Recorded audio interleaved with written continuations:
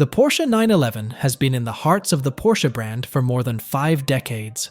Only a few other automobiles in the world carry such a long tradition and continuity as the Porsche 911.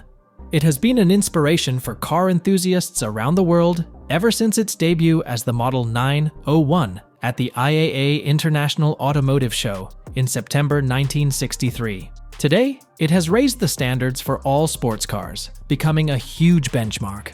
The 911 was the central point for all other Porsche series throughout history. Although every Porsche is unique in its category, each one carries a piece of the 911 philosophy. But where did this automotive icon come from? And what does that 3-digit name actually mean? Well, there's quite a story behind this legendary Porsche. Porsche is one of the biggest automakers today, but back in that time, it didn't start by building cars. Instead, it was more of an engineering consultancy firm that helped develop different vehicles, such as the original Volkswagen, Beetle, to military hardware.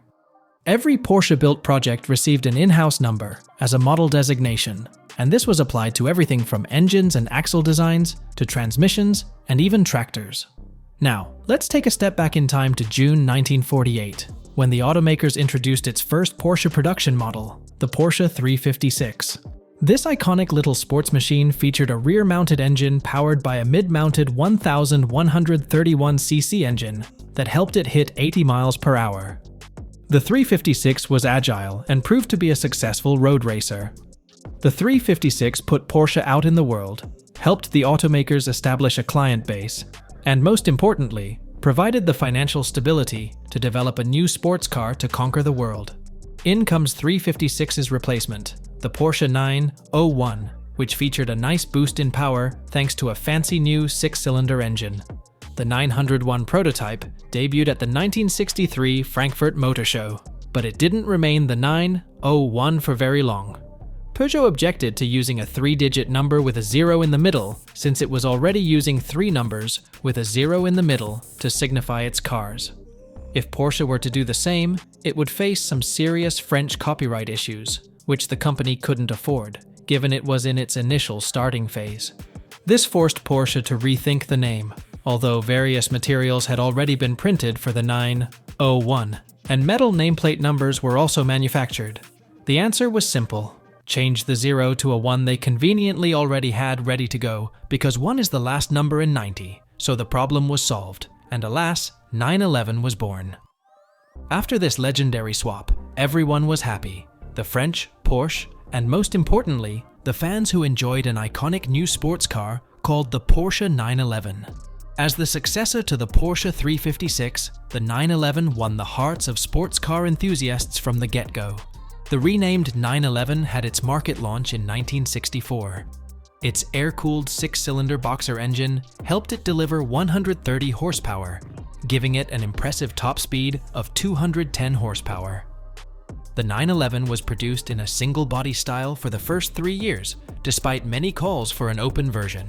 In 1966, Porsche introduced an entirely new body style featuring the world's first rollover bar. The 911 Targa, which is Italian for shield, featured a removable roof that could be stored in the front compartment or behind the front seats. The 911 Targa, with its distinctive stainless steel roll bar, was the world's first ever safety cabriolet. Development of the 911 continued. The Porsche 911 became more and more powerful as displacement increased, initially to 2.2 liters in 1969 and later to 2.4 in 1971.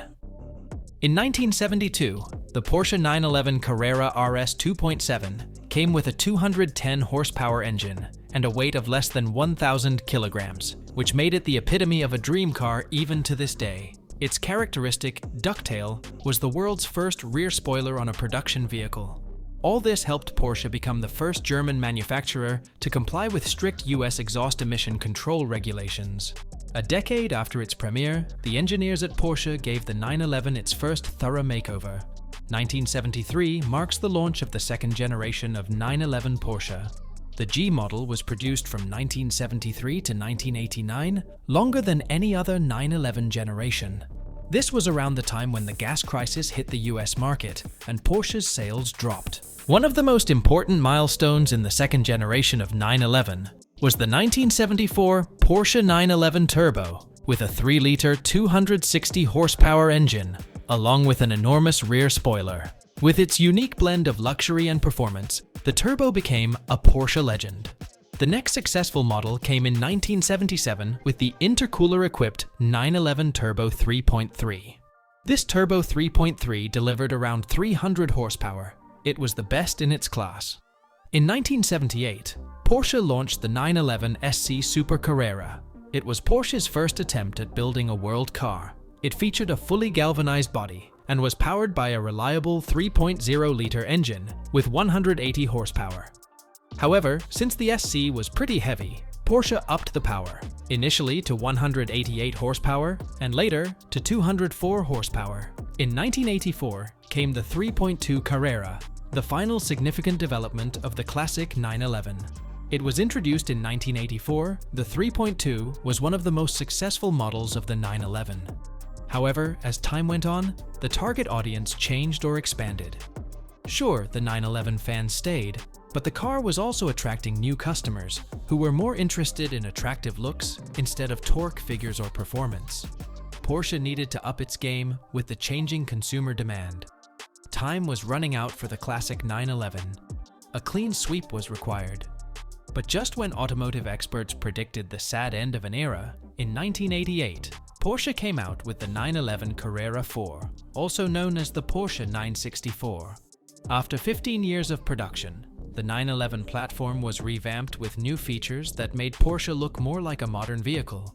Its air-cooled 3.6-liter boxer engine helped deliver 250 horsepower. The 964 only slightly differed from its predecessors in looks. It had the same aerodynamic polyurethane bumpers and automatically extending rear spoiler, but it was almost completely different under the hood. The 964 was not designed to captivate drivers with sporty performance and also with enhanced comfort for its passengers and drivers. One of the revolutionary models of the 911 line was the Carrera 4 model, an all-wheel drive. Starting in 1990, customers could also order the 964 Turbo, along with the Carrera Coupe, Cabriolet, and Targa versions. Fast forward to 1993 comes the 993, which remains the one true love of many Porsche drivers for its modern looks. This model was produced from 1993 to 1998 and was the last 911 with an air-cooled engine. The 993 was the biggest ever, also the final makeover of the 911. The most radical change was the switch of the rear suspensions from semi-trailing arms to multi-link, which improved handling. The body also received the first major facelift since the first 911, introducing a smoother-looking body to make it more stylish and modern-looking for the customers. The 993 models quickly gained a reputation for their exceptional dependability and reliability. It was the first 911 with a newly designed aluminum chassis. The turbo version was the first 911 to have a bi-turbo engine, giving it the lowest emission stock automotive powertrain in the world in 1995. The hollow-spoke aluminum wheels were never used before on any car and were considered another innovation of the all-wheel drive turbo version. The Porsche 911 GT2 was aimed at the sports car enthusiasts who chased the thrill of high speeds. Lastly, the 911 Targa featured an innovative electric glass roof that slid under the rear window, which won the hearts of many fans. Sadly, in April 1998, the last Porsche 911 was rolled out from the Zuffenhausen factory. After the 993, Porsche continued to launch other models with a whole series of new variations. Its successors just borrowed the great name 911 for marketing advantage. This was the legacy of 911, making it the most successful sports car in the world. For each of its 7 generations, the engineers in Zuffenhausen and Weissach have tried their level best to reinvent it, time and time again. Their dedication shows the innovative power of the brand to the world. Each generation of the 911 has its own success story. So which Porsche 911 is your favorite? Let us know in the comments down below. Until then, see you in the next video.